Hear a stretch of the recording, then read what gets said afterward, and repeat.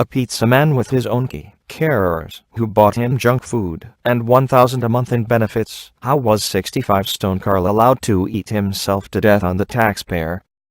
Carl Thompson was found dead at his home last Sunday, aged just 33. He had been bedbound, living on a diet of 10,000 calories a day. At his heaviest, Carl weighed 65 cent, the same as 5 washing machine. Carl Thompson was Britain's fattest man. He was 65 cent.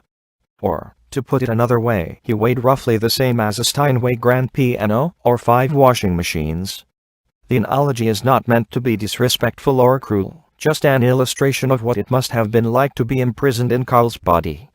Imagine trying to function while strapped, metaphorically speaking, to a piano. The truth is that Carl didn't function. He existed, barely able to move, on a 10,000 calorie a day diet of junk food, 4 times the recommended daily amount for an active man. A typical lunch would consist of a mountain of fish fingers, a 16-inch pizza, 6 packs of Yorkies and Mars bars, and a large bag of Haribo sweets. Do you think you will eat yourself to death? Carl was asked when he allowed TV cameras into his ground floor flat in Dover, Kent, just a few weeks ago to make a public appeal for help to overcome his eating addiction. Yes, he replied from his bed, where he had been stranded for the past 3 months, unable to wash, unable to dress, unable to go to the bathroom, unable to do anything, really, apart from gorge himself and watch TV. Sometime after breakfast last Sunday, Carl Thompson was found dead at his home. He was just 33. Nothing illustrates the grotesque tragedy of his life more than the operation to extricate his body from his apartment.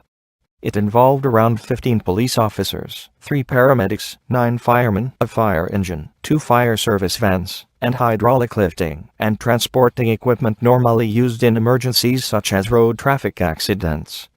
It still took more than 5 hours to remove his body. The French windows of his flat had to be taken out along with a 15-ft section of wall on the pavement outside. A gentle giant, neighbors called him. But the outside world struggled to see past the rolls of fat, to glimpse the human being behind the Michelin Man caricature during his recent television appearances, or when his photograph was splashed across the papers. Carl divided opinion between those who saw him as a victim, incapable of helping himself, and those who believed that he should have exercised self-control, taken responsibility for his own health, and that his self-inflicted predicament was nothing but a drain on the beleaguered NHS. Perhaps the truth lies somewhere in the middle. If nothing else, Carl Thompson was an extreme manifestation of the obesity epidemic now afflicting Britain. Obesity rates have trebled over the past 3 decades, and roughly 65% of adults in the UK are now being classed as overweight or worse, leading to fears among many within the medical profession that society is increasingly normalizing being overweight. What cannot be disputed are the financial implications.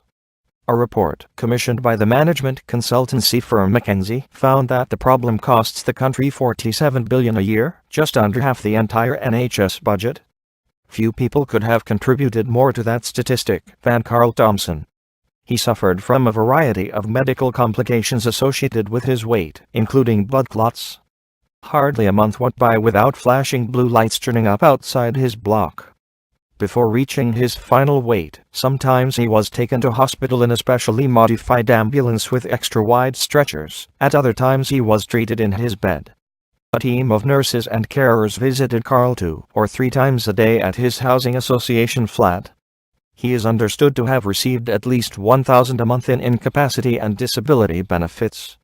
It's impossible to put a figure on the overall bill for Carl's care, but, by way of comparison, it is estimated that Paul Mason, 55, previously Britain's heaviest man at 70 cent, before losing 48 cent after gastric bypass surgery, cost taxpayers $1.5 million over the years. Almost all of the state handouts Carl received went on takeaways, Chinese, Indian, burgers, and industrial quantities of ice cream and chocolate. Given that he couldn't get out of bed, who, you might wonder, was feeding him? 4 or 5 evenings a week, usually between 6 and 7 p.m., Carl rang his favorite fast food restaurant, from his mobile phone, or from the landline on his bedside table. He always introduced himself in the same way. "Hello, it's Carl. "I'm starving," he would say before invariably placing an order for pizza with pineapple topping, followed, more often than not, by chicken wings with lashings of barbecue sauce. Carl would either pay by debit card or on tick. He had a slate with the restaurant, Q Pizza, just around the corner from his flat. Then shortly afterwards, the delivery man, who had the key to Carl's flat, would arrive with his meal, knock on his door, and let himself in at around 11 p.m. most nights. Carl would ring again for dessert. I tried to get him to eat things without fat, things like a chicken burger or a vegetable burger, but he could always get what he wanted from somewhere else, and, at the end of the day, I'm a takeaway owner, not a doctor, said Mehrdad Mehebi, proprietor of Q Pizza. Even so, some locals believe, rightly or wrongly, that Mr. Mehebi should not have continued to take Carl's orders. But the harshest criticism, at least among his neighbors, is directed at his carers, who cooked for him and did his shopping. They could often be seen returning from Morrison's supermarket across the road laden with carrier bags full of whatever Carl had taken a fancy to that day. Next to nothing on his list, needless to say, was good for him. They knew what condition he was in, and should have exercised some common sense, says Heather Martin, 71, who lives in the same housing association complex. It would be harsh, though, to lay the blame entirely on his carers, who were undoubtedly doing their best in a situation which was far from straightforward. Kent County Council, who employed them, said it could not comment on individual cases, but a spokesman pointed out that the role of carers in these circumstances, where individuals, under their supervision, have the capacity to make their own decisions, is to work with them, so they understand the risks of their behavior.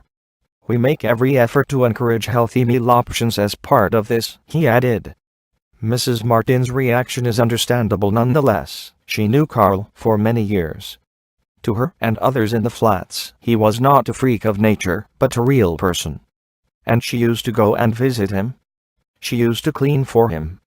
She did a lot for him, but she never used to talk about his weight problem. Her death had a devastating effect on Carl.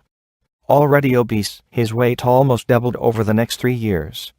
Since 2013, Carl lived in a new housing association development, comprising 40 homes, around a central courtyard, and near 2 supermarkets. By coincidence, Lydia Collins, the family friend who had bumped into him in disco years earlier, had also moved into the flats. "I used to see him sitting on the wall across the road, taking a breather on the way to the supermarket, before coming back, shuffling from side to side, with bags full of shopping."